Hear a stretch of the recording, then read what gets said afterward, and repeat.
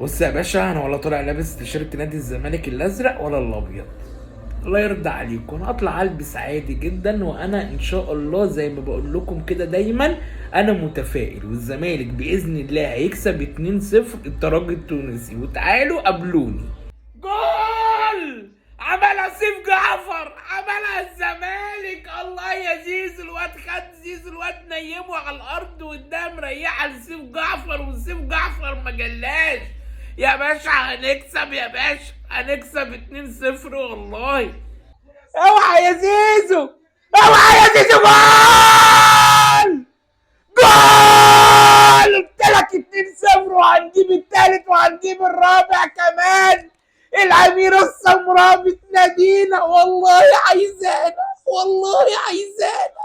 انتهاء الشوط الأول الممتاز للنادي الزمالك بتقدمه على الترجي التونسي 2-0. نجم الشوط الأول بالنسبة لي هو سيف فاروق جعفر. سيف فاروق جعفر بلا منازع. شباب، الترجي التونسي عنده مشكلة في الدفاعات، كنا نقدر في خلال الشوط ده نضيف الثالث والرابع، ولازم ننزل الشوط الثاني نزود مزيد من الأهداف، ما توقفش على هدفين بس. ممكن أي كورتين ممكن يتعادلوا، مع إن يا جماعة قسما بالله عندهم مشاكل في الدفاع من المباراة الأولى اللي كانت في تونس. يا زملكاوية، يا لعيبه الزمالك، الله يرضى عليكم، الماتش ده احنا لو كسبناه والله والله لناخد الاميره السمراء، هيبقى دافع كويس جدا للرجوع تاني لافريقيا. الله يرضى عليكم. هو ده اللي انا خايف منه.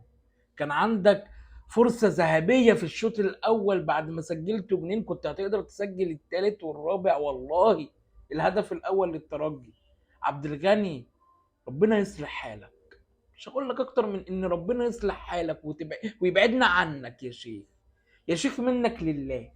اقول لك الحاجه، منك لله تاني. في الدقيقه 84 انا بطالب مطلب رسمي باستبعاد نضاي من مصر وترحيله خارج البلاد او النفس. يا راجل دي كره تضيعها. يا نضاي، يا نضاي، حرام. ماستر اوف سسبنس، ماستر اوف سسبنس الجزيري كلل مجهوده الممتاز في خلال المباراة، وعودا حميدا، عودا حميدا لرفعات زيزو اللولبية بالتلاتة يا حبيبي، بالتلاتة. روح يلا على بلدك تونس، الزمالك هو الفارس. 3 اهداف، ماتش ممتاز، وخصوصا الشوط الاول من نادي الزمالك العظيم. خلصت خلاص يا باشا، والزمالك فاز بالمباراة وبأهم 3 نقاط اللي إن شاء الله تبقى عودا حميدا للرجوع والحصول على الأميرة السمراء الغالية. كده الزمالك فاضل له ماتشين مهمين جدا لازم يكسبهم، شباب بلوزداد في الجزائر والمريخ في هنا، المريخ على أرضنا هنا في مصر.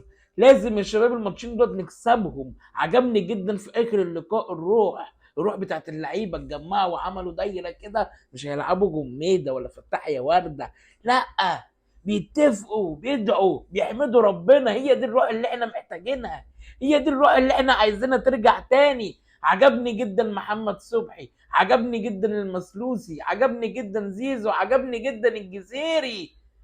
ايه، هو ده الزمالك يا حبايب اخوكم، هو ده الزمالك يا حبايب اخوكم. الحمد لله. بعد كده مش هلبس تيشيرتات نادي الزمالك، انا هحطها جوه قلبي عشان نتفائل بس.